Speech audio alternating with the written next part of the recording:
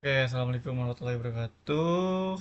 Halo semuanya, saya Gilman Muhammad Akil dengan NIM H540122170, mahasiswa Ilmu Ekonomi Syariah IPB University angkatan 2022.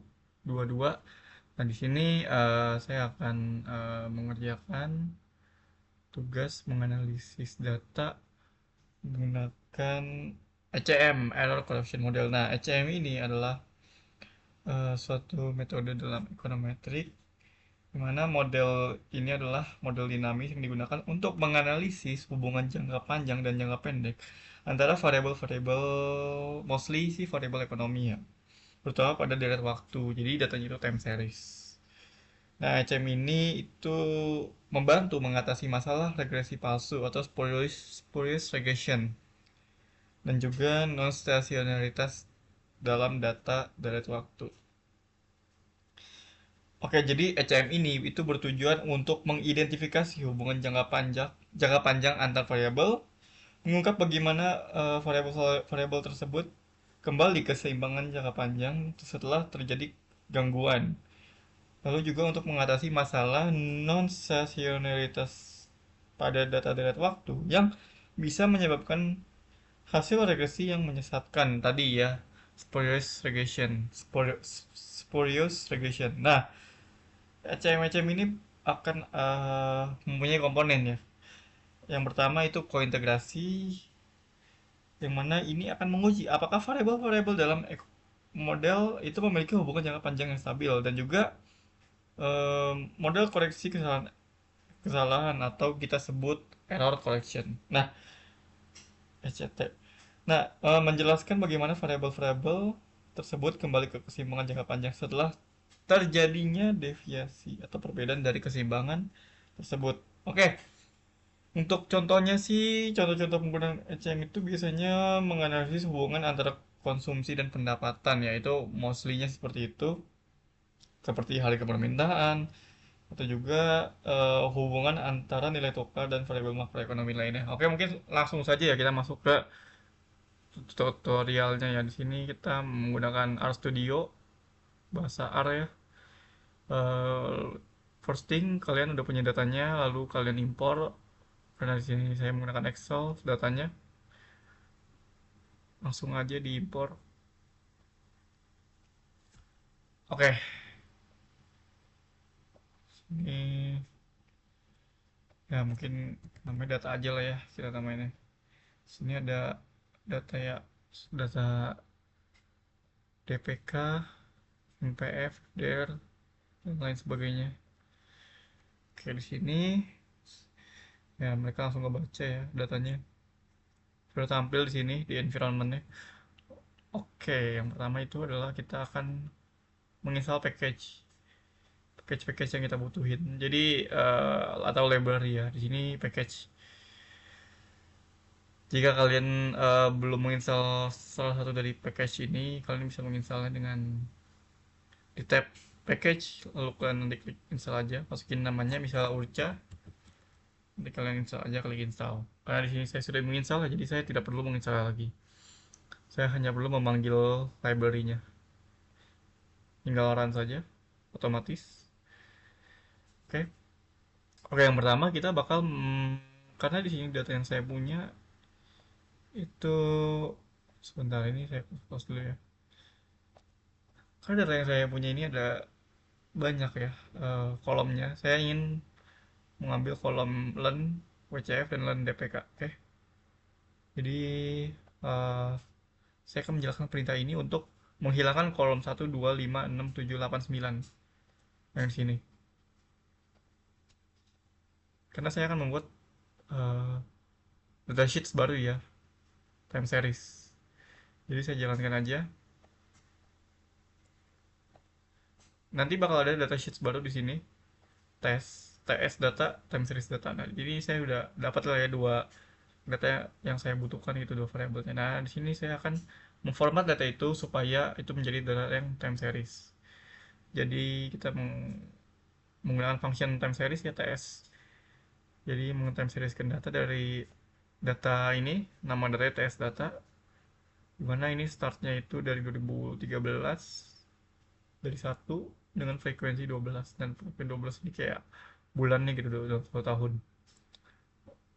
Oh sorry, ini kita run dulu. Nah, nanti bakal ada muncul ya di sini yang series 2013 sampai 2018 sudah muncul.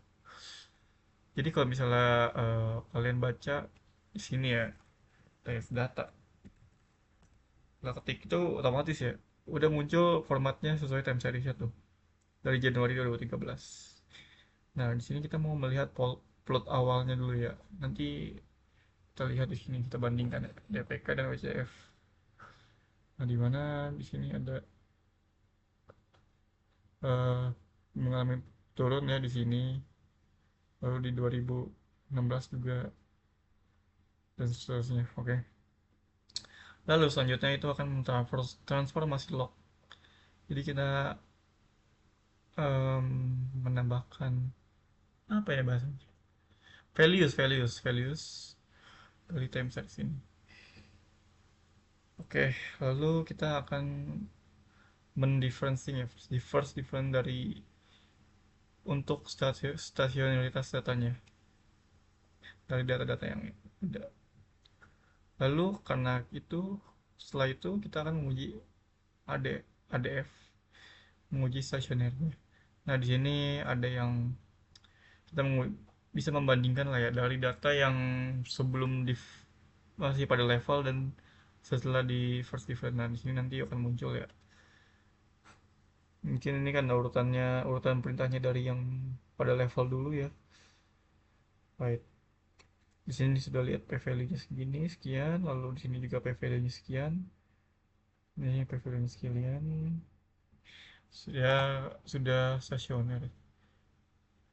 Oke, mungkin di sini ada selanjutnya kita akan membuat regresi ya. Kita mendeklarasikan model regresinya nih, rumusnya. Jadi ini adalah rumusnya. Nanti dia mendeklar value baru di sini. Oh, di data baru sini regresi ya. Namun bentuknya bukan datasheet seperti data ini ya. Dia bentuknya seperti kumpulan array string. Nah, tapi namun kalau misalnya kalian pusing ya lihat yang di mana di sini, itu bisa menjalankan ya perintah summary. Jadi, nah ini kita bisa melihatnya dengan lebih jelas ya daripada yang tadi. Jadi kita lihat f statistiknya 712 di X1, dan p value-nya itu kurang dari 2,2 min 16. Oke. Di sini kita tadi ECT ya. Kita bakal mengambil residual sebagai ECT. Nanti kita bakal menguji ADF-nya lagi ya. Mungkin kita lihat dulu. Sini nanti bakal ada values baru ya ECT sini. Lalu kita lihat uji session. Nah, di sini tidak ada value trend. No drift, no trend, tapi ada yang with drift, no trend, dan juga with drift and trend. Oke. Oke. Lalu kita ubah ya si ECT ini jadi time series, bro. Jadi eh, kita ubah lagi nih. Ini kan dari data values, kita ubah. Nah, ini udah aku ubah. Lalu kita buat ACT satunya. Sudah muncul di sini. Jadi kita buat like variable jangka panjang selanjutnya. Kita akan ngebuat value baru lagi di sini ya, L1 gitu muncul di sini. Lalu dari value-value ini kita bakal menggabungkan ya semua data yang sudah kita siapkan masuk ke data tes data lagi nih. Ini kalian perhatikan nih masih dua aja nih variabelnya. Kita lihat di tes data itu nambah ya. Ada CT1, terus L1 yang LAN WCF, dan L1 dan dari LAN DPK itu. Lalu kita akan membuat model ECM-nya di sini. Sudah muncul ya p value-nya 0,001 di bawah 0, di bawah 0,05. Kalian jalankan aja ini fungsi ini, jadi dia akan muncul ya seperti ini. Kita cek lagi aja di sini, lalu langsung aja kita uji asumsi klasik dari si rek ECM1 ini.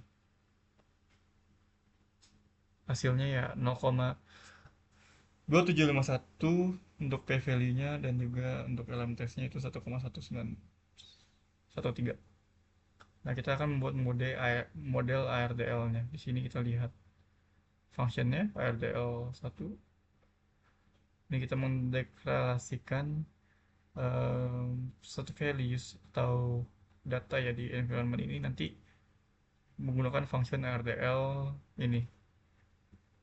Jadi nanti bakal nambah lagi, kita declare nih. Nah, ini muncul nih ya datanya di sini. Indeksnya, frekuensi. Nah, untuk lebih jelasnya kita bisa lihat aja di summary di sini. Lalu lanjutnya kita akan bound test warna co-integration ya. Jadi untuk hipotesis alternatif itu adalah memungkinkannya kointegrasi. Nah, terakhir ya kita akan masukkan fungsi ECM. Fungsi ECM-nya kita masukin aja. Lalu kita summary. Jadi di sini udah muncul ya harusnya ya di sini ECM. Oke, jadi kesimpulannya ini memiliki hubungan dinamis yang signifikan di mana baik nilai DPK sebelumnya maupun nilai WCF sebelumnya memainkan peran dalam menentukan WCF yang saat ini. Jadi saling berhubungan ya. Dengan respon yang lebih kompleks terhadap perubahan si DPK ini. Oke, mungkin itu saja. Kurang lebihnya mohon maaf. Assalamualaikum warahmatullahi wabarakatuh.